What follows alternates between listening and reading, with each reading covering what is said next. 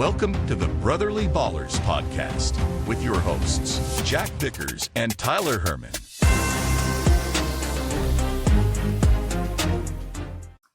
What up, ballers? Welcome back for another edition, our first back-to-back week of podcasts. So we're back to our in-season here. Finally excited to do some kicking off week one coming at you. So as always, we are the Brotherly Ballers podcast run by two brothers who are just covering everything fantasy football. So we try to do a little eclectic view for you guys of dynasty, redraft, all the goofy leagues, the auctions, the guillotines, the superflex, vampire, spoiler alert, that's coming up, and just anything outside the norm. So we're excited to be back for back-to-back weeks now after a busy off season. So we appreciate you guys hanging with us. We'll get into a little bit more of our routine now starting this week and into next week once we actually have some week-to-week recap stuff to talk about. But if you haven't checked us out already on YouTube, go subscribe there. We're trying to keep getting our numbers up higher and comment, and we appreciate all of the interaction stuff. So without further ado, Tyler, welcome back. How was your long Labor Day weekend, aka draft weekend, with all the crazy leagues going on? No, it was fun. It was one of those, certainly the best weekends of the year. All the drafts seem to run into each other, have multiples on the same days and whatnot, and then you do it over the holiday weekend. Just makes it that much more fun. It was a blast. Got all the teams done. It is kickoff.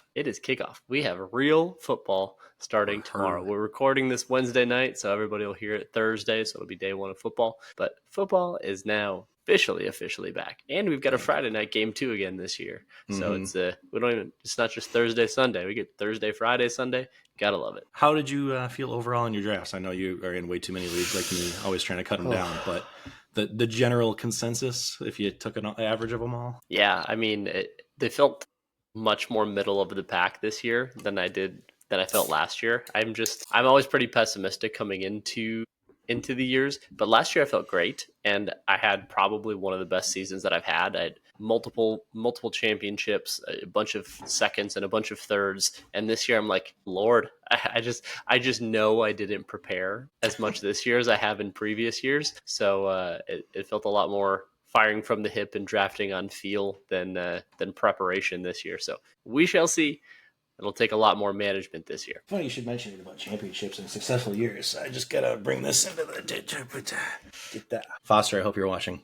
I love you. I didn't wear my Gibbs jersey just for you, but yeah, no, it's exciting to be back, and it feels like the previous year's successes just kind of go out the window, and you're like, oh god, I'm back to square one. Am I gonna suck again, or what's gonna happen here? So we won't get too in depth into each of our individual leagues, but yeah, the product for me seemed to be like not a ton of prep and mock drafts and whatever, but I felt like every single league kept taking the exact same guys. And I'm like, I feel like I have a blueprint where I try to spread it out most years, but this year it feels very much like I'm locked in. They're either all going to be good or all bad. So we'll see how that goes. But I will say it's the first time that I ever have come out of our league of record draft in a few years, not feeling like I hate everything. Every other draft went so much easier, and all my people fell to me that didn't in this one. This was the first time where I was like, oh, I didn't like get frustrated every other round. So maybe that's good. Maybe it's false hope. We'll see. Moving into real stuff, we'll kick some things off here. So we're going to do our quick little tiny fun segment here, bringing things back from last year called This Ish is Bananas.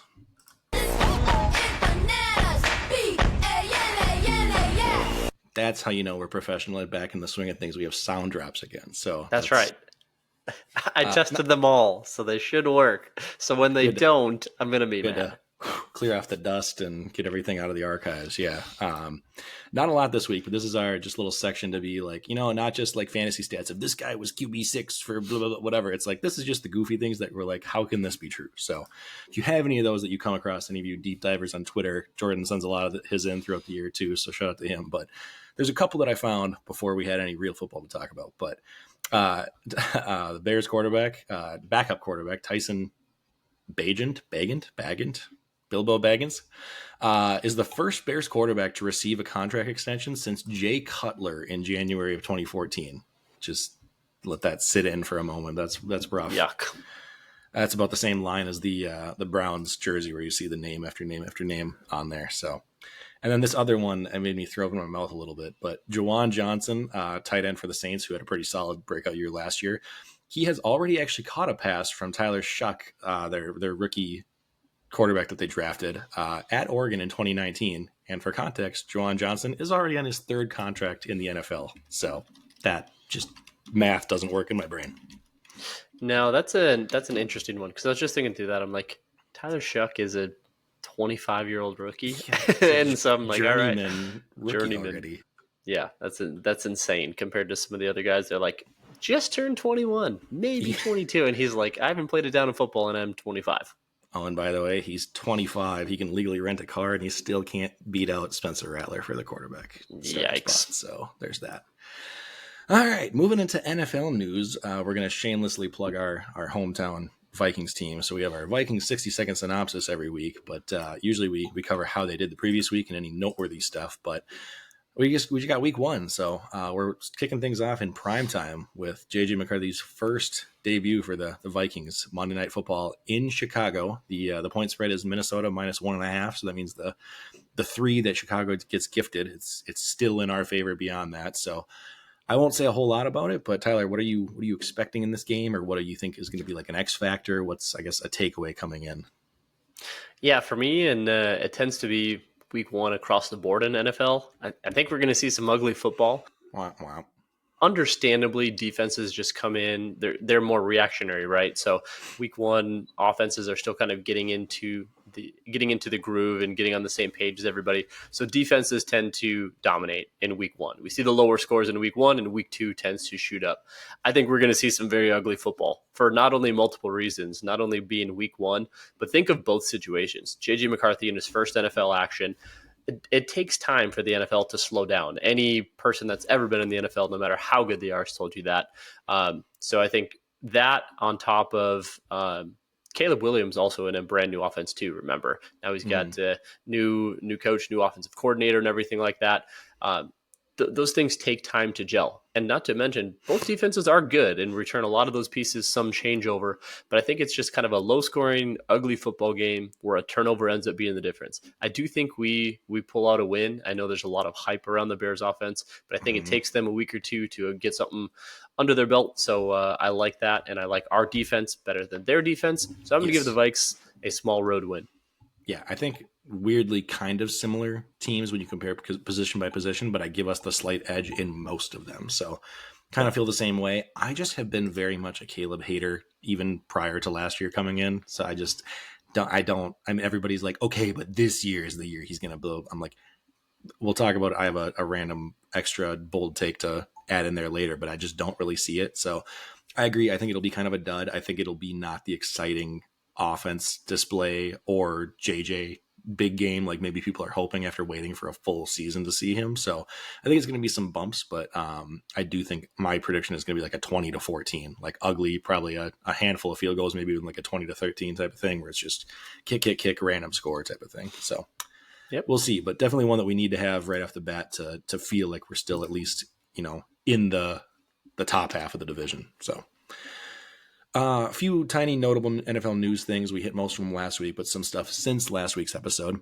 We literally the day after our podcast, Micah Parsons was traded to the Packers. So I texted Tyler in the morning going, "Fuck," just right off the bat. So I do love that his money, they're tied up with him, is so absurd that it's kind of like a win now. If nothing happens for a year or two, they're kind of screwed for the next several years with all of that. So that helps, but you don't love having him go against your baby quarterback. So few notable injury returns. There's been more that have even come in, but some guys that are just being officially cleared that we've all been kind of waiting on the last few weeks. Matt Stafford, Najee Harris, Juwan Jennings, all back, all expected to play week one. Stephon Diggs was even just confirmed earlier tonight. Not that he was in doubt really, but a lot of the guys were getting some clarity on, which is nice. The biggest one, I would say, Quinshon Judkins reported to sign a 4-year deal with the Browns officially, which everyone's been kind of holding their breath with the legal news, not expecting him to actually have a contract signed until the NFL figured stuff out. But turns out you can't discipline somebody who's not an employee yet. So he is now officially going to sign. It sounds like they're awaiting a potential suspension, that this is going to kind of start kicking things around. It's likely going to be between 3 and 6. I would assume more like a 3 to 4, but we'll see. So at least there's some clarity. Yep, that'd be my guess as well. Somewhere around the 4 games seems about right. Seems pretty standard under the current collective bargaining agreement for the type of offense and whatnot. So yeah, the biggest one and what I've found interesting was obviously the Parsons trade to the Packers is the biggest news over the course of the last week. But apparently he's like injured. Have you heard about that with the whole potentially needs just doctor intervention and multiple shots every single week. And the Packers we had no idea. You guys did a physical.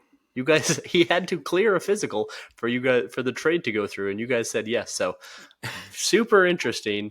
Everybody was like, "Oh, the Cowboys fleeced, or the Packers fleeced the Cowboys, and didn't really have to give anything up." And you're like, "Okay, and now we potentially have injured goods." So I mean, we'll see. I still don't like him being in the NFC North, but that'll be one to watch. It'll be really interesting. I think he's probably fine and it's being overblown, but we'll see.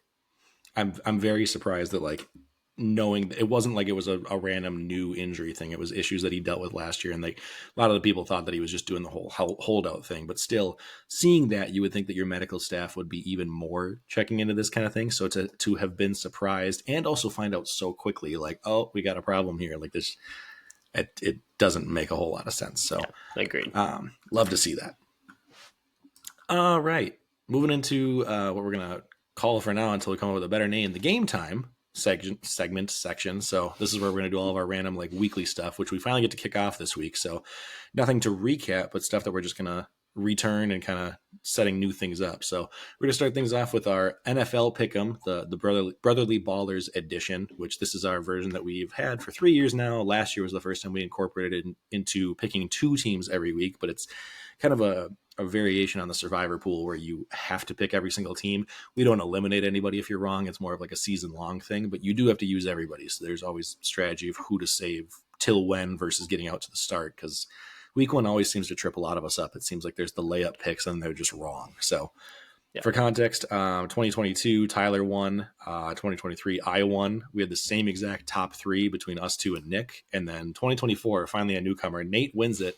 And then me, you, and Nick all still tied at second. So we've never not been at least in the top 3. But this is going to be a couple of new people welcoming in here. So Jordan and Dan, Jordan's unofficial official brother-in-law. So shout out to you guys for joining. If anybody else wants to hop in, I will let you do a week 2 entry. If you just want to give me 4 teams by then, we'll go from there. But we'll run down. I think Tyler has a pretty graphic maybe of I sure everybody. do.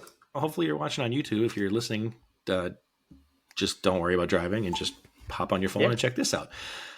So you're going to see there's some consensus across the board. I'll let Tyler talk, but here is everybody who's playing this year so far. Yeah, we've got Jack, myself, Nick, Nate, Mac, Foster, Jordan, and Dan. And as those individuals can see, we don't have a whole lot of faith in the Saints, and we sure don't have a lot of faith in the Titans. Every single one of us, except for Connor, picked the Broncos over the Titans. What is that? 6 of us picked the Cardinals over the Saints. Foster jumped in with an alternate of the Commanders over the Giants. Dan went with the Bengals over the Browns as his alternate one. And then Connor sent his in late, but he is going with the Jets over, I believe it's the Steelers, if I remember correctly. And then his other one is the Texans over the Rams. So actually an interesting and kind of spicy one. But I think when he saw everybody else's texts come through with these ones, he was like, I might as well. It's only one weekend and do something different. So essentially we all just kind of cancel each other out for week 1. So not so much for the dramatic, but we get a couple big teams out of the way and just go with our ever yearly fade of the bottom teams, and Saints and Titans certainly make that list. Yeah, I mean, the Cardinals seem pretty easy because there's not going to be a lot of weeks I feel confident using them. But when I saw other people come in, I had the Denver Broncos as one of my kind of finalists early. But then I was like, you know what? I'm going to find a different team that's going to make sense, just to at least go different and hope that the Titans upset them. And then as I was looking, I was like, there's not anything else that I feel really good in. The only couple, the Commanders for Foster and the Bengals for Dan, totally both make sense. But they're both playoff teams, strong contenders for this year, or they should be. So I'm trying to save them for a little bit longer. So it's just this kind of feels like your hands are already tied of this is what makes sense. I don't want to be contrarian just for the sake of being contrarian. So yeah, agreed. And one of the things that we see a lot in week 1 that hasn't been the case in previous years, they did last year, but a lot of divisional matchups. A lot of interdivisional matchups for week 1. So obviously that tightens the spreads. That tends to be closer games. You tend to know the teams better. So a lot of those bigger 6, 7, 8 type point spreads are between the teams that are outside of the divisions and a top versus a bottom. But there's not very many of that. The NFL just, in a general rule, obviously wants viewership, and divisional games tend to do that. So week 1 is always very, very tough to predict. So Yeah. we will see how it goes. All right, moving into our different variation of Pick'em, we got the MinneZona Sports Crew. Shout out to those guys, recording on Wednesday nights live. If you ever want to check them out, a little bit less fantasy, a little bit more just Minnesota sports focused year round. They run a season long Pick'em on ESPN this year. It's free to play, so if you want to check that out, we can send out the link as well. They offer swag every single year for the top winners, and then throughout the weeks, like if you get any like perfect weeks or anything like that, you get prizes. So big shout out to them, friends of the show. You pick the winners of every single game, so not against the spread or anything, but you're going up to 16 games, so it's a lot more spread out variety. So Tyler's popping up here. We're going to show, I believe this is yours. Yeah, this is mine. So Okay. I just took a quick little screen grab of Yeah. all the matchups for the week, and it just kind of runs down. So should be able to see essentially the blue outlined box around that would just be my selections for the week. So just running down the list quick: Eagles, Chiefs, Bucks, Bengals, Dolphins, Pats, Cardinals, Steelers. I didn't go anything too spicy for week one, so I think the goal isn't to like jump out to a big lead. There's lots of weeks to go along into it. Just survive. Just kind of survive. And so I mostly favorites. I think the main one I did was like the Ravens over the Bills. That's a 47-53% coin flip right now, but I just trust that offense and that defense a little bit more. Not that the Bills are bad or by any means, but it's just going to be a coin flip one for them. So a couple upsets here and there, but nothing too crazy for week one. Yeah, there's only, I think, 3 that I see that I either went different than you on or am like hemming and hawing on. The one that I'll talk about after, but the other 2, I think I went Colts over Dolphins just because I trust Daniel Jones, ironically, a little bit more to just be a stable run game. And then if Achan's banged up at all. Also, the Panthers over the Jaguars I kind of find interesting. I tend to be a little bit more down on the Jaguars and a hater on Trevor Lawrence than most, so I could see the Panthers starting off a little bit interesting.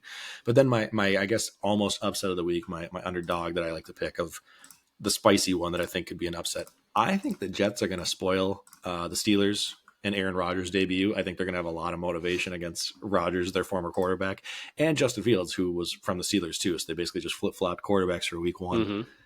But I think like both are great defenses, both are kind of mediocre offenses, but I think I trust Justin Fields a little bit more than Rodgers, ironically, just because Rodgers has looked rough lately and Fields with the scrambling can change the game a little bit. So I think that'll be one that I'm going to try to like steal from the consensus who tend to just pick whatever the favorite percentage is. So yeah, I could certainly see that. Again, I think my only reason for leaning the Steelers in that one is, again, just early in the season, defense tends to be the calling card. So I think that would be the main reason. I don't disagree that the Jets certainly have a chance to win there, but a Mike Tomlin defense against somebody like Justin Fields could be a rough day.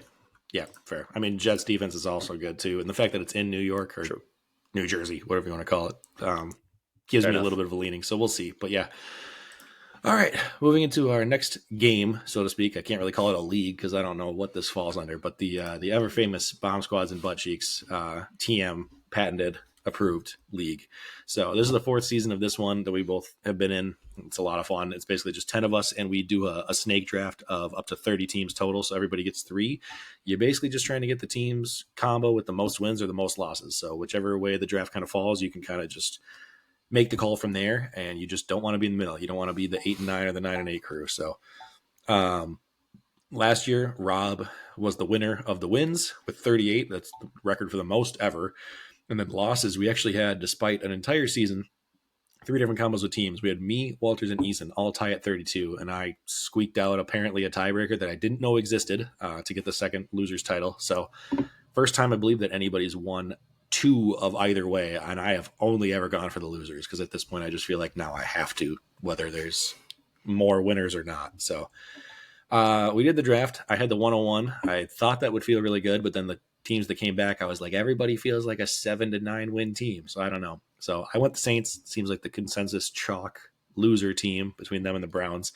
And then back at the 2-10 and the 3-1, I got the Bears and the Jaguars. So we'll see how those feel in order of Saints, Bears, and Jags. They play the Cardinals, Panthers, and Vikings week 1. I think all 3 of them should be favored to lose, but I mean, they're all pretty close essentially. So I could go either way here. Yeah, for me, I went on the winning side, so I had the third Yeah, pick. good. And Get out of here. yeah, so I think this is probably the first time I've went for wins, maybe the second time. But no, I went for the wins, and so I got the Eagles, the 49ers, and then the Bucks with my last pick. So I liked actually what fell to me. I was happy that the Bucks came back. Anybody can win that NFC South pretty much any time, and the Yeah. Bucks always seem to be there. So I will certainly take it. So week one, Eagles, Cowboys, 49ers, Seahawks, Bucks, Falcons. As I mentioned earlier, all divisional games. So all very toss up. So we'll see. The biggest one would be Eagles over the Cowboys. It seems like they should be about a 6.5, 7 point favorite. But then all the other ones are like 1.5 to 2 points. So Yeah. we will see. But I'm going for wins. So go Eagles. I will never say those words out loud again. 49ers and Bucks. Yeah, I don't love your matchups week one, but I after the draft thought I liked yours as the winners the most because I think the 49ers are overrated. They had a rough year last year, and the Bucks should be like all three of them are division favorites. So correct. it's a pretty solid trio. Easiest schedule in the NFL, 49ers. Again, you got to remember with all the injuries last year, they took last. So then, thus, this year, they get a last place schedule for the two non-divisions that they play. Anybody that they do play from those divisions, they get whoever also took fourth in their division. So that's where you get a lot of parity in the NFL that sometimes people forget when they're doing schedules. So somebody like the Bengals or whomever took last within that division, now they get that easier schedule for the subsequent year. And the only reason they did bad is because everybody was injured. So now they get to get that soft schedule, and tends to be the reason that usually only 7 to 8 teams from the prior year's playoffs make the next year's playoffs. There's always 4 or 5 new teams every year. Makes sense. All right, moving into our next game, our personal favorite here. We've got a little thing called Swimming Upstream. Just keep swimming, just keep swimming, just keep swimming, swimming, swimming. Oh, love the graphic. I forgot that existed too. So if you haven't figured this out by now, it's our yearly thing that we do where we basically just try to see if we can stream quarterbacks better than everybody that got drafted. So our threshold is anybody who's less than 50% owned in an ESPN league, just to make it fair, because we don't want to do our league if there's less quarterbacks drafted, or another league where there's more and you're picking bottom of the barrel. So under 50%, most of them should be available in your league, but if not, we're getting 2 picks in there. So last few years, we've been pretty successful. Last year, it was Tyler at QB9 overall and me at QB11. So we were both right there. First time both of us have finished in the top 11, but it's also the first time one of us wasn't QB5 in the last 3 years. So we've kind of flip-flopped who was there. And last year, we basically were right in the middle. So we'll see if we can keep the somebody going QB1 streak going. But I let Tyler kick things off week one for his first picks, as we have so much data to back things up and great strong feelings about this. So who are you going with? Yeah, I'm just gonna let's just go with the hometown boy. Seemed to figure things out at the tail end of last year after the early year benching. Let's go with a little bit of Bryce Young. I'm going to take Bryce Young, even though it's on the road at the Jags. I'm just going for the hometown support. I'm going.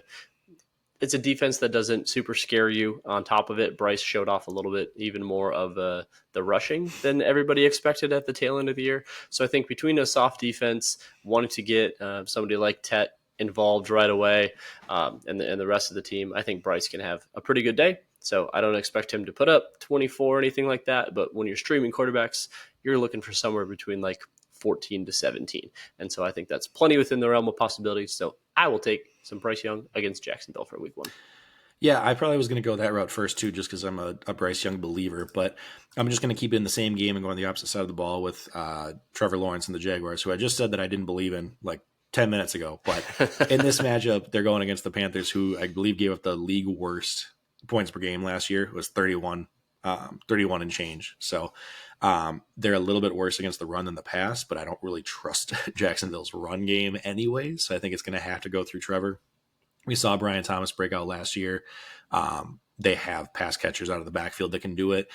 I don't know if Travis Hunter makes an impact right off the bat, but he is at least another threat now. And I think they're really looking to see if Trevor can step it up this year and run the offense through him. So I think it's a good get right game for both of them. They're both going against pretty easy defenses. I don't think it's going to be a low scoring game. I think they're both going to kind of move the ball decently easily against each other. So just picking kind of the same reason as Tyler. If one goes off, then the other one should. So if I can get, my 15 or so, I'll be happy. Good deal. All right. We're not going to do any ship it or skip it or suit up or sit down yet because nobody knows who to start and sit yet. Nothing's really been broken out from waivers or anything. So we'll move into our last couple of games / league specific things just to talk about them if you're in a league similar out there. So really quick, we got the Guillotine League. Oh, I got it. I forgot to scroll. There it is. Perfect. There it is.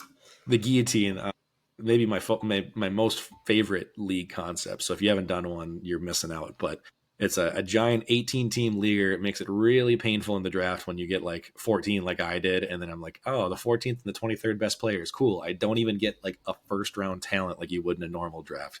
And you wait so long. So it's just, you find yourself picking differently because if you don't know, it's the bottom score every single week that gets cut. So it doesn't matter if you score 200 one week. Like, all that matters is you survive, and then that gets thrown out the window. So I don't know about you, but like I find myself drafting very differently where I'm like, I don't care about potential. I don't care about stashing guys. I don't care about rookies, like IR, suspended, whatever. Like, who's just going to do well week one? Like the Christian Kirks of the world who are just going to start and get you 8 points. And I'm like, okay, I'm moving on. Mm-hmm. So it's very different where you draft a lot of guys that you normally hate in every other draft. And then you get to this and you're like, I feel gross, but I should be okay. So yeah, 100%. You're drafting for safety. It's the complete opposite of redraft where you're just like, hey, you want to inject variance and have those rookies in there that can go off. In Gilly, it's like, I'm just trying to not be last. I'm not trying to be first. I'm trying to not be last. So just give me the vets, give me the stability, give me the guys that I know are going to get 6 targets, going to have 4 catches and 60 yards, and I'm going to be great. I love Keenan Allen. I love Jacoby Myers. Bring them all on. Let's go. These guys are going to be the ones that are putting up 8 to 10 for me and keeping me off the bottom. And I will say, historically, it's been a very fun thing for us to talk about on the podcast because usually we're both pretty good at this. I think my first year I ever played it 5 years ago, I was 8th. But then since then, the last 4 years, 3-3-2-2. Top 3 the last 4 years, and I've never won a championship. So I'm feeling Buffalo Bills at the moment of 4 in a row with nothing to show for it. So I think the trend means that I'm supposed to get first this year and next year, and then I'll be fine. But you just don't want to lose the first few weeks because like you could have a top tier team, but then lose week 1 and then that's it. Yeah, we'll see. Agreed. Draft happened on Monday night on the new app. It was horrible. It crashed twice. We had to pause the draft. So that was fun. Everybody thought they were going to get auto drafted, but I won't make us deep dive into our teams much because it doesn't matter yet. But overall, did you feel anything about your team one way or the other? Like any one pick or anything? Yeah, I think I mentioned at the outset, I was like, I hated my team. I really did. I think I'm very safe, but I'm looking at projections. I think I'm like the 5th or 6th lowest projected. So okay. I thought that was kind of surprising, but I didn't like it coming out of it. Knowing and seeing a couple other teams, I will be very surprised if I get cut within the first couple weeks. There's a couple teams that went the opposite direction and drafted lots of injured players, lots of suspended players. 4 quarterbacks. 4 quarterbacks. One can't even fill an entire lineup. Even with the people on their bench, couldn't fill an entire lineup. So I feel pretty good for the first couple weeks. But I can make some adjustments from here on out if needed. But I'm okay for now, I think. Yeah, I felt pretty good with mine overall. I ended up with some 4 guys, I think, counting my tight end, that are all the first receiving target on their team, which is solid, especially in PPR. Mm-hmm. And then running backs I don't hate. My season early on relies on JJ McCarthy being my quarterback because I waited forever in a Guillotine 18-team league. So, I mean, if he can just get me 12, I think I'll be okay. Yeah. But we'll see. All right. And then last really quick league to wrap up before we get into our one and only meat and potatoes of the podcast. Vampire League. We finally kicked that off for the first time this year. We talked about it a little bit last year. But if you haven't heard about it, it's kind of like the new hotness like Guillotine was a few years back, taking people by storm. But Vampire League is basically a concept where it's a draft like any other. Everybody drafts the exact same as normal. You have a lot deeper benches because the trick is your waivers get locked after draft is over before week 1. You can't pick up anybody. I don't know if we ever decided if you can make trades now that I think about it, but can't make any add drop moves to account for injuries or switching up like breakout guys off the waiver or anything like that. So you're stuck with what you get, hence the bigger benches. You want to have backups for quarterbacks or, a starting tight end. Just think of it like best ball. Exactly, yeah. Best ball, except you don't get your optimized lineup. You still got to make moves based on your start sit guys. That's pretty much the only difference. And then in addition to that, one person out of your, 1 out of 10 or 1 out of 12 that you're drafting doesn't draft whatsoever. So we kicked it off this year. I'm going to do the vampire for the first time, and we'll open it up to people next year. But I got to sit and watch everybody else draft, and it was the most boring, awful experience ever because the draft's the most fun part of every year. And then once all of them are done drafting, I go, who's still available after 18 rounds of, 10 teams drafting? And I just built a team off the waivers. I will say there were more quarterbacks and tight ends available than I expected. And I was like, I'm feeling pretty good. I'm getting into like the 90th point projection. And then I remember it's a 9-team league and everybody's projected like 140. The advantage I get is I basically get to still use the waivers throughout the year. So if there's anybody that breaks out from whoever's left, I get to scoop them up. If there's injuries, I get to sub people out. Others get to lose them slowly. So like, it's going to be some rough sledding for the beginning here, but hopefully if I can like sneak out a win or two, I then get to start stealing a player from the people that I beat. So it only takes one, and then I feel like I'll be in it, but I think that one is going to be 5, 6, 7 weeks of pain to come by. So yeah, that's my thoughts. We shall see. It should be fun. I think this will be a good testing ground, and then we'll see what type of additional rules we can come up with. That's the main concept. Yeah, so that's the main concept right now is one individual is the vampire, the other 9 or 10 or whatever it is on your team sets their weekly lineups, but Jack gets to decide who he wants to play each week. He gets to set a schedule. You have to play at least everybody once. You can only play a single individual twice. And the key is if Jack beats you, he gets to take anybody he wants on your team from your starting lineup. So it's that balance of, do you protect your top players and sit your Jahmyr Gibbs on your bench for the week and think you can still win and whatnot?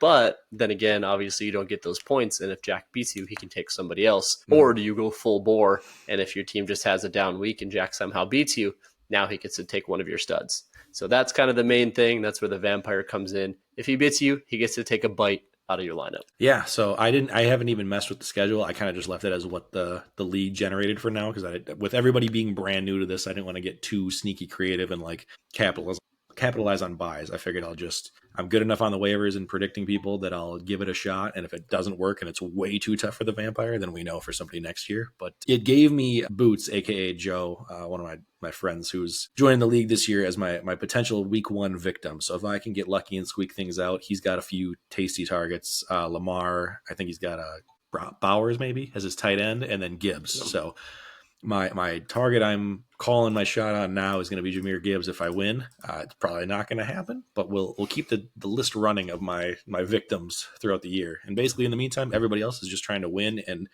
hopefully keep me out of the playoffs and also just be good on their own. So we'll see. Hopefully it ends up being fun. I just wanted everybody else to be involved, so it's not just like a one-person excitement thing. But we'll see what happens. Should be fun.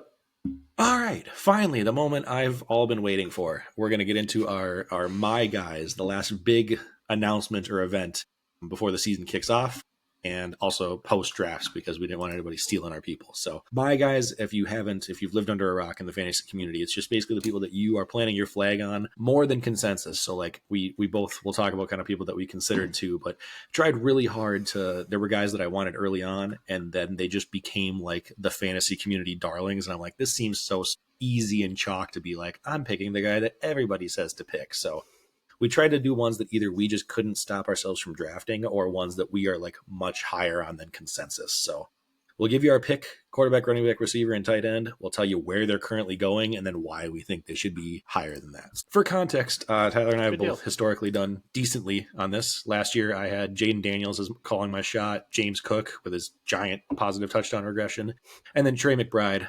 The only one that I missed on was Rashee Rice, and I was nailing it through 3 weeks, and then he got hurt. So I was feeling pretty good. Tyler had a few of his too, so I'll let you share. Yeah, I did a little bit better with my kind of later round targets, my diamonds in the rough versus my guys. So the main one I nailed was Scary Terry. I think he was going as like wide receiver 27. He finishes wide receiver 6 or something crazy. Yeah. So he was insane. The rest were not great. I did Kirko, Ramondre Stevenson, and then Jake Ferguson. So a few injuries there, but what can you do? But diamonds in the rough is really where I nailed. So Bo Nix was going undrafted, finishes QB 7 or 8, maybe 9. Chase Brown, running back 40, finished as now running back 7 going into the second round now. And then Pat Fryermuth actually had a better season than I thought. I think he was being drafted as tight end 17. He finished as tight end 10. So, Oh, geez. yeah, I did not expect that either. When I looked it up, I was like, I didn't know Muth had such a good year. Is he even being drafted this year? I feel like he hasn't been talked about. He went undrafted this year. Everybody's scared of the Jonnu Smith, and oh yeah, that's why. So that one makes sense. But no, so we'll see if we can do a little bit better this year. Sweet. Do you want to kick things off, or do you want me to go? Or Sure. What are you feeling? Yeah, okay. I can go first. My first one for QB, I'm going to go with somebody who's kind of coming back around. I'm going to go a little bit of Kyler Murray. Yeah. It's an interesting one. He's not going super late, but he's going as QB9. So he's going somewhere around the 8th round as far as ADP right now. The main thing is a full season of health, right? In 2020, that had been 2022 and 2023, multiple injuries, finally played a 17-game season last year, and we saw what that potential was. He finished as QB7, finished with about 450, 500 rushing yards. And the music to fantasy players' ears was his quote. He said, I feel like I have to run more next year because it's just such a weapon. Nothing better than that when it comes to fantasy players. And you're getting a QB who truly has like top 5 upside. You get that rushing potential. Everybody's getting healthy again. You get the MHJ year 2 breakout. Trey McBride is going to get some positive touchdown regression. Somebody has to throw it to him. Kyler is going to be the one that gets those additional points for all of these things. So being somebody who's drafted as QB9 right now, I think with more of that rushing insulated floor and the upside that comes with that and some just additional touchdowns, positive touchdown regression for him, I can see him getting back into that upper echelon of like QB5-ish range. Yeah, all you need to do is Marvin Harrison taking a step up. I mean, you've already got the elite McBrides. I will never not think of Kyler when they talk about he runs like the toddler who stole your phone. Like that gets me every time. It's just good. Little scampers. I was a big Kyler guy last year, and he let me down, so I'm hoping for the bounce back too. Mine, I'm going to go even a little bit deeper. So I was this close. I talked all off season planning about doing Justin Fields, and I just ended up pivoting at the last minute to another one who's basically the same tier. But I'm going quarterback, my guy for this year, of Drake May, who's going as the QB 16 right now. So that's like mid 10th round. They're basically 5 picks apart for him and Fields, so it's really not any different here. But I think both of them are crazy undervalued. I have no problem targeting either, or honestly, even both, if you want to like double up on quarterback after loading up on everywhere else for 9 rounds. So I just feel really good about him versus Fields with like the sophomore step up. Plus the fact that they brought in Mike Vrabel as coach. I think that's like finally going to have some coaching stability in New England after Belichick left and everybody crashed. So plus the fact that I just think they're both rushing quarterbacks, but Fields has a little bit more risk of an injury. So speaking of rushing quarterbacks, everyone knows that they're cheat codes in fantasy, which is why like the Josh Allens and Lamars are always drafted super high. And then Jaden Daniels was a breakout last year. But then what I can't figure out is why Drake May, the quarterback who actually had a higher scramble rate than everybody in the league last year after he took over as a rookie, except for Jaden Daniels. I think he had over 10.1% scramble rate on plays. He's getting drafted behind almost every other quarterback, like 15 others that are happening right now. So quarterback 6 in rushing yards per game last year, 32.4 per game. And I think that number is only going to go up. Josh McDaniels being brought in as the offensive coordinator. He knows how to utilize rushing quarterbacks when needed. And Drake only had 2 rushing touchdowns last year. And I think that number will also go up. So even like 4 is going to change things around very, very quickly. The rushing gives him a really solid floor, but I think his arm talent is also above average. It was talked about when he was coming out of college. He was the 3rd pick overall for a reason, and I feel like people forget that because we hear about Caleb all the time. Jaden Daniels was the darling last year, but Drake May was like a very, very polished passer coming out. So a completion percentage over expected, which is based on where you're throwing the ball, so depth and location on the field, was 10th among quarterbacks, despite him having nobody to throw to last year. Like they were bottom 2, I believe, in supporting performance or supporting cast essentially. So they then brought in Stephon Diggs to be the alpha. It did really, really well for Josh Allen when they did the same exact thing. Then they drafted Travion Henderson early. They also bring in 3 new starting linemen, 2 through the draft and 1 through free agency, showing that they're committed to keeping him upright and healthy and like performing well. So all of those factors around, I feel like he's going to flirt with borderline low QB1 numbers, QB 10 to 12, and you're getting him, again, like I said, after picking all of your other starters plus a couple of other backups. Like you don't have to give up anything to do it. So like worst case, he does what he did last year and you're basically returning the exact same values. Very, very high on Drake May. I think he's going to be an amazing NFL quarterback this year, but also fantasy wise, very underrated as a runner. I love it. Jack? The only thing I can focus on the entire time you were talking, he went where? Where did he go? Right there? I'm I glad knew it's it. blurry on my screen. That's good. That's kind of what I was going for. I'm changing it to Daniel I got the background Jones. blurred. That's exactly what I thought. Jordan, if you heard that, Jack just said he loves UNC, and he said he is no longer a Duke fan. You heard it. His my guy is a UNC player. Thank you. My guy, Good night. Daniel Jones from Duke. Put it on the board. Jordan's a big Drake May guy too, which I'm now realizing this is ironic. So that was so much fun. As soon as I saw that, I was like, God, "Oh I didn't pick my Omarion as goodness my running gracious!" back, my guy too. That would have been really. I know. I was waiting for it. I really was. I'm like, he's gonna go Drake May and Omarion, and I'd be like, "Oh God, dude, just never live that down." All right, moving on from that. All right, for running back, my guy is somebody who I actually even liked a little bit better 2 weeks ago than now. Tony Pollard. It is absolutely bonkers to me that he continues to get underdrafted. I liked this better 2 weeks ago. He's raised 15 spots of ADP over the last couple weeks. He's still going as RB25 in the middle of the 5th round. He is guaranteed workhorse for at least 4 weeks with Tajay Spears hurt. So they're ready to give him the role. Cam Ward there now is supposedly supposed to improve that offense. So some of that touchdown equity should come back. Fun mini game for you. I will do a double shot next week if you can name either of the other 2 running backs that are on their roster. And I swear there's no possible way if you look this up because you couldn't. I would have to Google it because there's no chance. Are they both like undrafted guys or are they random vets that just bounced around? You don't even know? No, I don't. I saw the names when I was looking this up, and I'm like, I don't even know. I'll look it up while you're talking more about him. But so that's my main thing is he's guaranteed at least 4 weeks of just pure workload. I know they want to limit him kind of for the rest of the year, but again, this is at least 4 weeks. That's still Tajay Spears getting back into game and football shape. So give me somebody who is being drafted outside the RB2 range as my rock solid RB2. And hey, if I want to look to move off of him even, great. You could even potentially try to trade him. But Tony Pollard is one I constantly find myself having on nearly all of my teams. I loved it 2 weeks ago when he was RB32. Now he's RB25, but he's still my stamp for this year. Give me all the Tony Pollard I can get. Yeah, I love the value more when Spears wasn't out for 4 weeks, but obviously now it makes him feel safer, so it's great. I was trying not to giggle while you were talking because this is the most like auto-generated Madden name ever. But it's crazy. Julius Chestnut is the RB2 right now. And Khalil Mullings, Superman, Khalil Mullings is RB3. I don't know if they've ever played in the NFL before. I couldn't even tell you. So yeah, wow. I don't know. I was trying to think. I was looking through the names. I looked through their entire depth chart. I was like, the only name I even recognized in a running back room was Jordan Mims on the practice squad. And I'm like, even that, I'm like, what is happening here? I'm like, I don't think anybody else even knows how to carry a football. I lost it at Julius Chestnut. I'm convinced it's just a ball boy that they're like, God, we got to put somebody on the depth chart here. Somebody's got to be there. How do you not sign? There's so many like how do you not sign Zach Moss or some random garbage free agent just to be like, hey, you've touched a football before. Go in like in real NFL games. Anyway. Yeah, I thought that was crazy. I was waiting for it.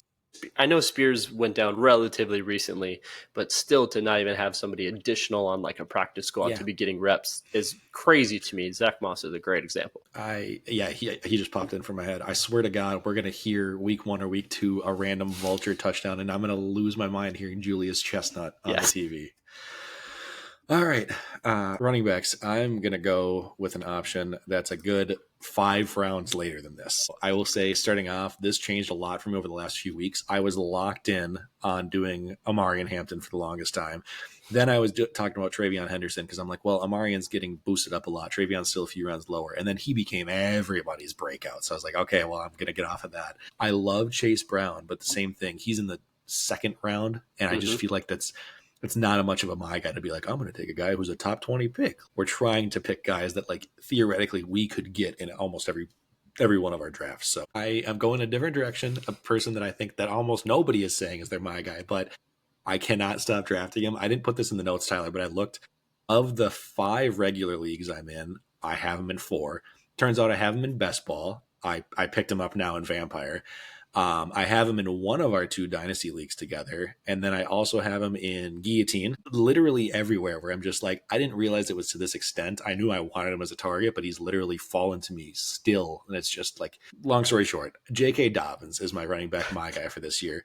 And it's just because I cannot figure out why he's so undervalued. I completely get like not being in on him as wanting him to be your starter, but like you're drafting him not even as a flex. You're drafting him as your second or third bench guy. I get the whole hype around RJ Harvey, but there's a gap right now of Harvey being RB21 and J.K. Dobbins being RB37. That's early 5th versus mid 10th round at best. And that just seems so crazy. So in my head, the way I'm thinking of it is you're telling me that there's the guy that's currently listed as Denver's running back 1. All the beat reporters have said he's the lead back to start the year. It's Sean Payton's running back 1. So like a system that we greatly care about who the running back is. They're a heavy run scheme offense and they have a strong defense. That means it's going to keep him in games. He's not going to get games scripted out, or we're going to have to like move away from the run game. And he's not even going to be a flex guy. He's running back 37. He can't even be top 36. Like the only competition he has is a rookie. And again, I don't even dislike RJ Harvey. I think they can both succeed. Like I could easily see them getting like 15 and 11 touches and splitting the workload. And in that offense, it's good. But early on, I think Dobbins is very clearly going to get the volume. I think everybody always gets hype on the rookie hotness. And then teams in the NFL real world don't trust them right off the bat because they either don't have the playbook down, they don't have touches, they have fumbling issues, they don't do well in pass protection. Like all stuff that Dobbins has experience in. He's actually was ranked, I believe, in PFF's. He was top 10. It might be even higher than that, but he was top 10 in pass protection. So he's a much better pass blocker than I expected as a running back. Sean Payton's going to trust that. Like that's big things for him. So the only thing that I can figure out that's like a knock on Dobbins is that there's injury risk. But this happened 2 years ago where he had the big injury issue with his leg for the Ravens. Then last year he kind of just got like shifted over to the Chargers and he had a career year. He looked great. He had some breakaway runs. Like all of that looked good. Everybody expected the Chargers to bring him back. They didn't, but then the Broncos went out and paid him. They like got him right away early on in the free agency period to be their guy, at least to start. And it still feels like he's just being left for dead. Or I don't know if everybody's just assuming he's going to get injured again. He's only like just barely 2 years older than RJ Harvey, despite Harvey being a rookie. He doesn't have a ton of tread on the tires where he's got all these tons of carries that he's going to be an older guy. And I feel like everybody's just assuming Harvey's going to take 80% of the workload right off the bat. So like I said, even if they're only both getting like 12 touches a game, 50-50 split, Dobbins should bare minimum be a flex guy. And I'm saying that he's going to be more than that. I think it's going to be more like a 70-30 workload to start out. Even if Harvey lights it up and they still kind of start to shift down, I think it's going to work. Dobbins is going to have the goal line touches. He's going to be trusted in pass protection. And you're getting a guy who's a starter on a team being drafted after 32 teams in the 10th round. So I don't see how he doesn't at least return value. And if it's better than that, you're going to get like a running back 24 or better top 2 RB guy. Very, very in. Could totally be wrong, but I just don't see how he doesn't bare minimum default in volume alone. Yeah, that's nailed it. Yeah. Oh, we're done now. Okay. Yeah, he's the biggest one, the most I had to say. Yeah. The biggest one in that for me is the pass protection. It's already been said that he's been struggling with pass protection. And so you can imagine somebody handpicked into Sean Payton's regime, Bo Nix, and now he's not going to be able to be protected by RJ Harvey. I don't think he's going to see the field less if that becomes an issue. It's a doghouse thing. Yeah, it's exactly a doghouse thing. And Sean Payton has had no issues in his past running with a bell cow. But again, the flip side with everything is he also now drafted RJ Harvey, and sure, everybody's stamps are anybody who Sean Payton has drafted has become amazing. The Alvin Kamaras of the world are the obvious ones. So we'll see. It can certainly go either way, but exactly to your point, it's the where you're getting him in outside a truly flex spot. RB37 is crazy for somebody who could legitimately be the starter for the entire year, honestly. Yeah. If it's like 5th and 7th round, I would totally get it. But when we're talking this far apart, it just seems weird. Like I just want whoever's the cheaper option. It's not even that I believe in Dobbins that much more than Harvey. It's just that it's so much cheaper. Agreed. Yeah. Awesome. All right, wide receiver time. This one is super simple for me and should be super simple for you. Yearly my guys, yeah. This is a yearly my guy, and somebody will figure it out eventually instead of just me. But I appreciate you guys letting me have him every single year. Give me some Mike. Give me some Mike Evans. I know it's crazy. I know he's up there in the top 20, but he's being drafted as like wide receiver 18, 19, 20-ish. That's the mid-third round. Play a half PPR league. Think of Mike Evans throughout his career, through his whatever is 11 years now. Here are his half PPR finishes: 9, 5, 16, 8, 10, 12, 9, 19, 1, 23, 12. Guys, it's just that simple. You've never drafted Mike Evans as like wide receiver 3 off the board. He's always been somewhere between 10 to 12, and now that he's gotten older, the last handful of years, he's been somewhere between 17 to 22. The fact of the matter is, if you've drafted Mike Evans in his career, you've at least returned value, and more often than not, he's been above and beyond value. So it's simple, it's consistent. He has an incredible rapport with Baker Mayfield. I get the potential touchdown and regression and things like that there, but Baker's going to continue to feed him. Now with the other injuries with Godwin, Egbuka, he's one of my boo thangs, but still going to get integrated into the NFL. Mike Evans, they're going to feed him enough to get him his 1,000 yards. He's going to get 7 or 8 touchdowns. He's going to get the targets. He's going to finish somewhere as wide receiver 12, and you're going to be plenty happy drafting him as wide receiver 20. Simple as that. Yeah. As good as Egbuka seems to be, and as much as everybody's hyping him up, you're really undervaluing the loss of Godwin to start the year with how many targets he was soaking up. Like, he was wide receiver 2 before he went out. And then Jalen McMillan, a depth piece guy, and Cade Otton is out to start the year potentially. Like, they're all banged up, and it's going to take a bit. So, like, not only is he expected to get off to a hot start, but, like, he's also just the most consistent receiver ever that we talk about. So it's just, I got him at the 404 in our league, and that seemed like blasphemy from, like, generally a pretty dialed in league that doesn't let value slip. It was like do I take him or this other guy at 309? And then he slipped back to 404 anyway. I was like, what are we doing? Like, I'll just take the consistent guy that they're going to feed just to get the streak continuing. So yeah, that one pissed me off. I'm not going to lie. That one is brutal. As I'm texting you being like, I have to take him, but I already had Mike Evans circled, and then he just is still there. It's like, okay, this seems like a double fault. Like, but that's happening in a lot of leagues, I feel like, where it's just that, like, do I want the boring safe guy? No, I want the JSNs and the Marvin Harrison. Like, a boat's a boat, but a mystery box could be anything. Like, yeah, exactly Mike Evans already does that. So yeah, I'm with you on that one. That's hard to hate. So once again, I'm going to take a guy a little bit later. This is actually my earliest my guy of the 4, but I'm going with one that I've talked about all off season. I'm going with Teteroya McMillan from the Carolina Panthers. Wide receiver 26, kind of the same thing as Dobbins, where he seems to be like just priced out of the tier that he should be in. So like, we're talking of him as just a flex guy in the early 5th round. Granted, it's a little bit more draft capital, but a guy that I figured would have bare minimum been seen as a wide receiver 2 to start. So every single thing that I've like looked up about this guy, actually like scouting him out of college for dynasty drafts and everything like that, is great. He was a standout prospect in college. Freshman year, he did amazing. So he was early breakout age. He's 6'4" and 219, and yet he's still really, really fast. So he's got like the perfect size speed combo. Super good his last year in college. Forced missed tackle rate of 35% of his receptions. So he can make things happen in the open field. He's not just a Tyler Lockett. Got it. Okay, this is where I land now. He also spreads around. He's good on the outside, but he also lined up 21% of his snaps in the slot and averaged 4.48 yards per route run. So he's efficient and productive when he's on the field. His head coach, Dave Canales, Tyler's familiar with. I don't know how you feel about him as a Panthers head coach, but seems like they're kind of on the up and up, turning the corner. Loves to funnel their wide receiver 1. Speaking of Mike Evans 2 years ago, this guy likes to find his alpha target and get him the ball a ton. And they don't really have a choice because they just traded Adam Thielen away. They just sent Jalen Coker to the IR. I don't think we're going to rely on Leggett to get the job done, personally. In the preseason, there's already been a rapport established with him and his quarterback because Tet's being targeted at 36.5% of his routes run in the preseason. So it's very clear early on that this guy's a rookie, but he's going to be having the offense run through him. And then the last little piece to add is that on top of me loving Tet and the situation that he's in, this is also a bet on Bryce Young for me. I think he made improvements towards the end of last year after a tough 1.5 years start to his career. And I think he has shown the traits that they were looking for when they drafted him 101. So I think he can support a wide receiver 1 type of thing. So beyond all the talent and all the items I mentioned, I just think volume wise, I don't see how he at least can't be a wide receiver 2, 24 overall, and he's being drafted just outside that. So if they really funnel him like they're talking, I think it's not outside the realm of possibility for him to be getting 130 plus targets this year. And I feel like you're just a default top 20, like borderline flirting with like top 15 production on that alone. So very, very high on him. Not a lot else to say. Yeah, no, I love every bit of it. Exactly to your point, we've done enough dynasty. I loved seeing him come out of college. He was certainly the top receiver out there between him, Igbuka, and obviously whatever Travis Hunter does. I love it.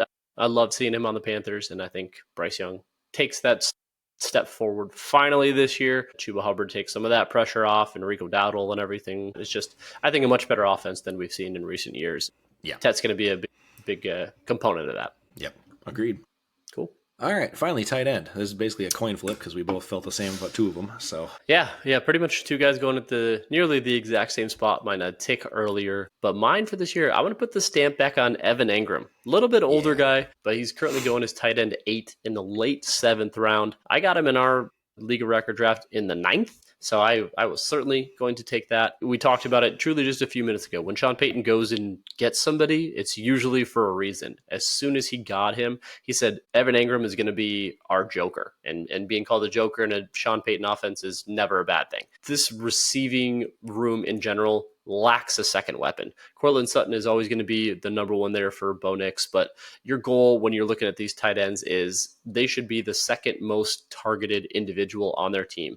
He should easily be that within this Denver offense. He's projected 108 targets to, I think Courtland Sutton's like 140, and the next closest after that is like 62. So it's crazy. There's just no depth after those two individuals, which is 5th most projected targets at the position. That's ahead of Kittle. That's ahead of Kelsey. It's just the yardage that's the big difference, which is pushing him down to tight end 8. And he's only projected for 3 to 4 touchdowns, depending on where you look. So if any of that spikes just a little bit, current projections are like 650 yards and 3 to 4 touchdowns. If he gets 800 yards and 6 touchdowns, now we're looking at somewhere in like the tight end 4 range, and that puts him right next to like Bowers and Trey McBride and Kittle. So I think he's just a big value and going to be the number 2 target in a Sean Payton offense with over 100 plus targets nearly guaranteed is pending health. That's somebody that I want on all my teams. Yeah. There's not a lot else to say about mine because they're very, very similar. I guess the only difference with Ingram is while you're paying a little bit higher for him than my guy, he has a little bit more safety in the offense. So I think that's kind of built in with mine or baked in. So my tight end, my guy is David Njoku, which I think is going to be a lot of people's favorites for a value pick this year. But he is tight end 10 and going down in the mid 9th. Went pretty close to after Tyler got Ingram in our league too. So they're kind of both in that, slipping a little bit later than their ADP maybe. But Njoku averaged 18.2 points per game in the 5 games he played with Joe Flacco in 2023, who is now the starting quarterback. We'll see how long that lasts, but he is starting off things for the Browns. And then even last year without Flacco, he was the tight end 4 in points per game behind only the main big 3 guys. So when he played, I know he missed a couple of games for health, but when he played, he was great despite it being terrible quarterback play. So going back, if you combine the last 2 seasons, he has the most end zone targets over the last 2 years with 21 for tight ends. So he gets open near the goal line and teams look his way, even with Judy's breakout last year, even with Cedric Tillman stepping up down the stretch, like they still look his way. And I totally get the concerns. The big knock on Njoku is, his passing offense is going to be terrible. I mean, it's a nice little plus that Flacco is going to be the guy to start because I would have been a lot more concerned if it was anyone else. But looking at the metrics last year, they were bottom 3 in all of the following categories of yards per completion, sack rate, interception rate, touchdown rate, completion percentage, and passer rating. And he still did this. He was still tight end 4 in points per game. So it's like, it's not going to get worse than that. I think it could get a little better with Flacco, but it's not going to get worse. And he's still already doing it. So like kind of similar to a couple of other picks earlier, you're getting him in the 9th-ish round. Like after the top 3 guys of the Bowers, McBride, and Kittle go, I think any of the next few you're looking at, you might be only getting a marginal difference of them versus Njoku when he plays. And they're talking about like 4 to 5 rounds earlier. So it's like, this just makes so much more sense to be waiting on him. And it's hard not to see him at least being a tight end 1 when he plays. And at that point too, everybody after the top 5 tight ends is kind of all in the same tier. Like it doesn't really separate a ton, like a point or 2 difference. So what I'm looking for is not just somebody who's going to get tight end 1 numbers in a boring way. You're looking for somebody who can have a spike week or like blow up. And Njoku has that athletic profile to be able to do that and take over. So I would much rather take a swing on him versus like a boring, style type of guy at that point. So yeah, it's just, think about it from a team construction standpoint is usually the main thing that I think about when I go for that. Like if you look at your team, it's what are you giving up to take somebody in that 5th, 6th, 7th round of the Hawkinsons of the world. If you look at your team at the end of the day, would you rather have Tet and David Njoku, or would you rather have TJ Hawkinson and Jawan Jennings? Those are the real possibilities. I have the ADP here in front of me. You can take Hawkinson in the 5th round, and then a wide receiver, your wide receiver 39 to 46 in Jawan Jennings. You can get, again, maybe Jordan Mason is probably a good one, or Egbuka. But again, would you rather have Hawk and Egbuka, or would you rather have Tet and Njoku? It's just look at that team construction and understand what you're giving up to get one of those middling tight ends that are they really that different from that next tier? Exactly. Yep. Yeah, it's well said. It's all just the trade-off cost. So that's our my guys. We'll see how they finish at the end of the year. It's guys that we have scattered in a handful of our teams, so it's kind of riding or dying on our season, but feel pretty good about for a variety of reasons. So let us know who your my guys are. If you have any picks or guys that just keep showing up on all your teams, we'd love to see how that works out. We had one more category here. I don't know if you even want to go through the spicy takes or not. I'm just going to roll mine out quick. Okay, go I'm for just it. going to rattle them. So mine are kind of fun. Mine have nearly no research put into them beyond that. I thoroughly enjoyed them. My first spicy one, I'm going to say Jerome Ford. He keeps the Cleveland backfield the entire year and finishes as an RB2. He's being drafted as running back 49 right now, nearly undrafted. Dylan Sampson maybe mixes in, but I think this Judkin thing continues to drag out. I think he gets somewhere between 4 to 6 games. And again, he hasn't been in camp. He hasn't done any of this. That's tough. So he's still got to get reps. He hasn't had a single NFL rep this entire time. I think Jerome Ford keeps the backfield the entire year, finishes an RB2, and you could get him essentially undrafted. Yep, I love that. All right, I'll just go back and forth with you. Sure. More NFL than fantasy, but Daniel Jones is going to win more games than Trevor Lawrence this year for the Colts versus the Jags. I think not only are the Colts going to be better, I think Daniel Jones is going to be a better fit for that offense. Not a Trevor Lawrence believer, and I believe Daniel Jones keeps the job. I think that it's going to be good enough where they're going to be competitive, where maybe not exciting like Anthony Richardson, but they're not going to consider going back to him. So that's that. People are going to be very, very mad at my next two. Yeah. So I said it with my fades, but I'm just going to put some numbers to the Jaden Daniels fades. So I think we're going to see some big rushing regression. Last year, he had almost 900 yards on 148 attempts and 6 touchdowns. I think that comes way back. Way tougher schedule. They had the easiest strength of schedule last year. They have an entire year of tape on him. I think Jaden finishes, again, he's still a QB1. I get it. But you're drafting him as QB3 right now. I think Jaden finishes as QB9 or worse, closer to the likes of like Purdy and Bo Nix than he does as QB3. Yeah, that hurts, but I have drafted him or considered drafting him exactly in 0 spots in redraft, so I totally get that. Speaking of guys that we're going to make people mad about, I think I'm going to add another one to this that's going to upset people. But first off, I think Ashton Genty is going to be a relative bust at his spot. I think he's a late first-round pick, obviously, and everybody's all hyped on the early 101s and rookie running backs lately. But I think Raheem Mostert is going to be more of a pain in the side than people realize in this offense. I think Pete Carroll, Peach Cobbler, is going to like him more just because he's got that breakaway speed too, and they're going to kind of like mix him in here and there. Their offensive line's still terrible. The Raiders are going to lose several games and be behind in several games, so it's going to be tons of volume, and that's great, but I don't think he's going to be able to like carry it as much as people are expecting when he's getting hit in the backfield 24/7. So not only him, but I kind of talked about this a little bit last week on my fades consideration. I also am super out on Travis Hunter this year. I haven't even looked at him once, and I think it's just the hype of the excitement that he plays both ways. I don't think we'd be talking about him this much if he just played receiver coming out of college, and I don't think it's going to make a lot of sense. I think Brian Thomas is still the guy. I also don't think Trevor Lawrence is going to be able to support 2, let alone barely 1 productive receiver as it is, so I'm out on both of those hype guys coming out this year in fantasy. Feel ya. This one is also going to make people very mad. Yeah, this one was surprising. Malik Neighbors. I think he does the opposite of a second-year jump. I get Russ and Jameis are obviously they're in New York. They're competent, but I see kind of a lost season coming up for the New York Giants. So at some point, they're going to throw Jackson Dart in there. And you really don't know what you have in those individuals. Right now, Malik Neighbors is being drafted as wide receiver 4 in the first round. That's over the likes of like Amon-Ra St. Brown and even Nico Collins. And that's baffling to me. I really don't understand it. I've never gotten to the tail end of the first round and said, I want Malik. I don't understand it.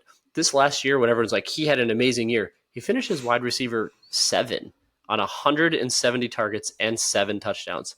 If there's even the slightest regression in those numbers, we're looking at a disappointing year of something like a wide receiver 12. So even with as great of a year as everyone thought he had last year, that was still good for wide receiver 7. So any step back and regression in targets and touchdowns or whatever, he's finishing closer to like wide receiver 12 than he sure is wide receiver 4. Yeah, agreed. I'm way higher. I've been higher on Nico than him at the exact same spot like all offseason. So a little bit of a positive one since we're hating on everybody else here.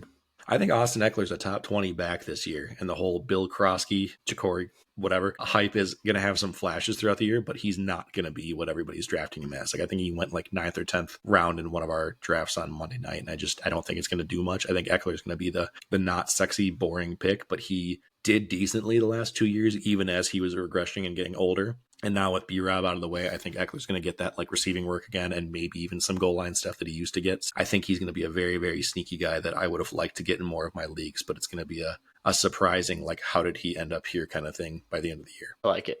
This last one, it's just for fun. I thoroughly enjoyed this one, and I hope you will as well. Brandon Aubrey finishes with over 200 fantasy points. The Cowboys' health on offense has finally come back now with Dak healthy. And oh yeah, they just lost their best defender in Micah Parsons. Welcome to 2025 Bengals. We saw it happen last year. The Bengals' defense was absolutely awful. Their offense was great. They're going to play in a lot of those shootout games, and their defense is not going to be able to stop anybody. So they're going to have to play in those shootout games. If this happens, comparing this to last year's finishes, I know it'll be a little bit differently, but that would make Brandon Aubrey wide receiver 11, and that would make him running back 18. So Gross. I'm going to go Brandon Aubrey over 200 fantasy points. For the same reasons you were talking about, I had on my list for a while of spicy takes to say that like Dak was actually going to be a dark horse candidate for an MVP for me. The only reason I don't think that's going to happen is because I think they're going to be out of it so much in the Burrow effect of like best numbers, but he's not considered because of record type of thing. But I think Dak could go off this year, and I considered him as a quarterback my guy too, but I just couldn't do it out of principle. So my last one, speaking of quarterbacks that I'm always hating on, I just put this one in here last minute, but I've kind of told this to people over the last few weeks. I think Caleb, I have never been in on, and that's made that very clear. I'm going to double down with that and say all of the quarterbacks from the 2024 draft class are going to outperform him this year. And we're talking not necessarily just fantasy, but NFL looks wise as well. I think he's going to be the worst of the, not just Jaden Daniels, Drake May, Bo Nix, but also JJ coming in, Michael Penix having his first full year starting. I think all 5 of them are going to look better than Caleb does, who we're all talking about. Every week we hear about how Caleb's going to be turning the Bears offensive around. They got so many weapons. There's no more excuses. There's nowhere else to hide. Like, they've drafted receivers in the first round the last 2 years. They're beefing up the offensive line. They went and got another tight end. Like, it's just, I don't think it's going to work. I think it's going to be another mediocre thing. And after this year, it's going to be like one more year of crap. We got to draft a first round quarterback again. Yeah. I feel you. Caleb.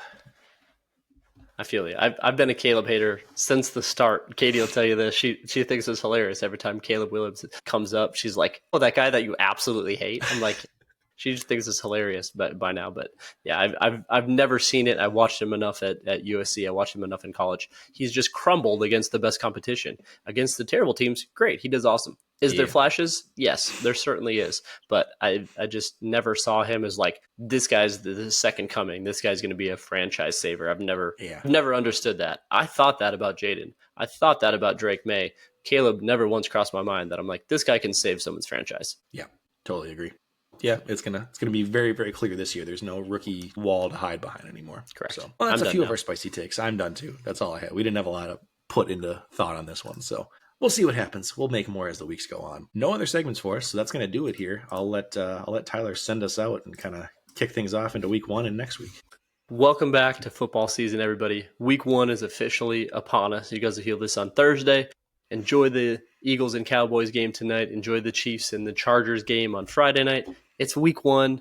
Set those lineups. I know it's hard, especially when you're like us and you got 11 of them to remember everywhere that there's lineups. But football is back. Hope everybody has a great first weekend of football and enjoy it. And we will be back next week. Until next time. Peace out, Pod Squad. Bye. Thank you for listening to the Brotherly Ballers podcast. Check out more content on youtube.com/@thebrotherlyballers.